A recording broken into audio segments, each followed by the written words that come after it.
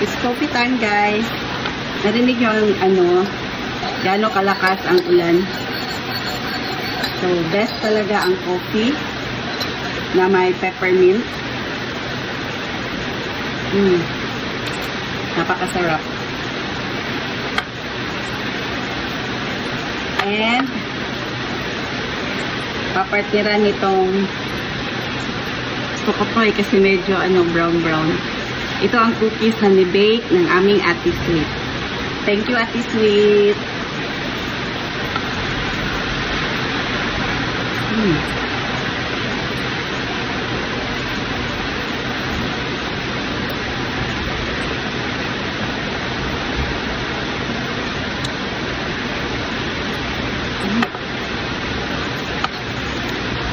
Super heart.